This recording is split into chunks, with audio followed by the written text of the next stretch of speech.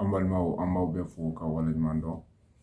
Ayiwa ni y'an ka motivation scolaire kɛnɛ sigilen kura ye. Jɛmukan tɛmɛnen an kun y'a yira k'a fɔ ni Ala sɔnn'a ma an bɛna kuma leçon tacogoyaw kan. Ayiwa ekɔliden ka kalan kɔnɔna na an bɛɛ b'a dɔn k'a fɔ ni maître ye ɲɛfɔli k'u ɲɛna a bɛ tila ka résumé d'u ma wagati dɔ la a bɛ se ka livre d'u ma yɔrɔ dɔ yira livre kɔnɔ k'u ka taa exercice k'u kan walima kelen brochure bɛ d'u ma. Mais an y'a fɔ jɛmukan tɛmɛnen mɔgɔw ka hakɛ to k'a fɔ ekɔliden suguya saba n'o ye élève auditif min bɛ lamɛnni kɛ ka cours faamuya. An y'a fɔ il y a élève visuel min bɛ fɛn kalan n'a ɲɛ ye k'a faamuya. An y'a fɔ il y a élève mixte min mago b'a la ka taa classe kɔnɔ ka explication lamɛn ani tuguni ka c'est-à-dire que leçon ta. Maintenant leçon tacogoya saba de bɛ yen nɔ mun sɛgɛsɛgɛra ɲininnikɛlaw fɛ k'a ye k'a fɔ ni leçon taara o tacogo la a ka ca Ala fɛ ekɔliden a mago bɛ fɛn min na a bɛ se k'o sɔrɔ. O leçon tacogoya fɔlɔ bɛ wele tubabukan na ko feedback mental. Donc feedback mental o kɔrɔ ye mun ye ni est sɔrɔ i bɛ ka leçon ta i b'i ka cahier dayɛlɛ i b'a yɔrɔ kalan siɲɛ 5 ɲɔgɔn na walima siɲɛ 10 ɲɔgɔn na. I bɛ cahier datugu i bɛ ɲɛ datugu i ye fɛn min kɛ cahier kɔnɔ i bɛ hakili lajigin a bɛɛ la kelen kelen ka taa. Donc n'i kilar'o la i bɛ cahier dayɛlɛ i bɛ cahier kɔnɔna lajɛ n'a sɔrɔ i ye hakili jigin mun na i y'o kelen de sɔrɔ exactement. Donc n'i y'o sɔrɔ i bɛ segin a kan f'i ka ye k'a fɔ o ɲana. Donc n'o ɲana i bɛ taa ɲɛfɛ a bɛ fɔ o de ma feedback mental.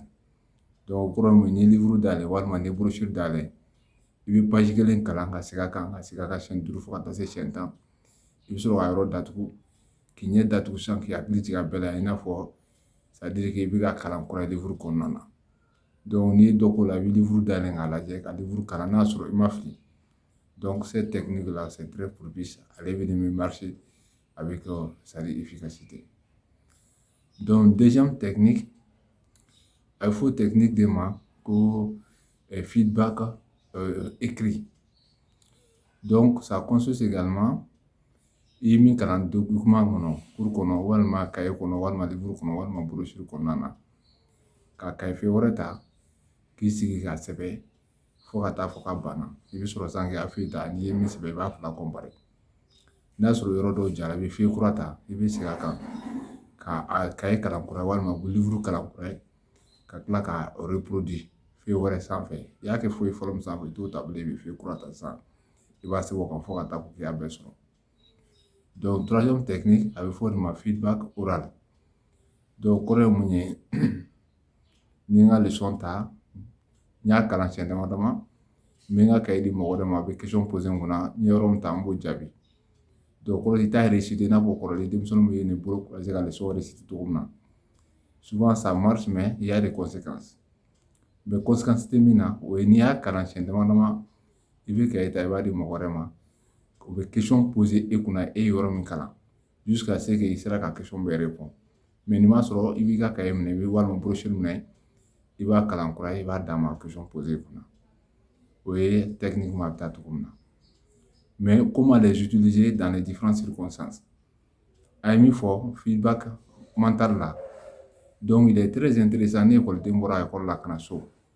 Donc a bɛ se k'i to chaise kɔnɔ k'i ɲɛ datugu k'i rappeler maître donna classe kɔnɔ a ye leçon titre fɔ a ye démarche mun kɛ a n'a ye cours mun di ka se k'i rappeler a bɛɛ la a ɲɛ datugulen soit chaise kɔnɔ walima dalen a ka classe sanfɛla la.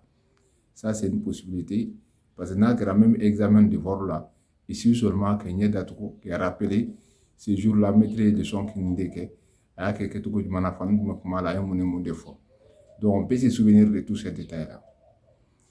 Donc deuxièmement n'o ye feedback écrit fɛnɛ ye donc ale bɛ utiliser matière dɔw de la i n'a fɔ sisan anglais ka gɛlɛn mun ma ou bien allemand ka gɛlɛn mun ma ou bien arabu ka gɛlɛn mun ma croquis ninnu biologie la géographie la physique chimie na ça marche efficacement avec toutes ces matières là.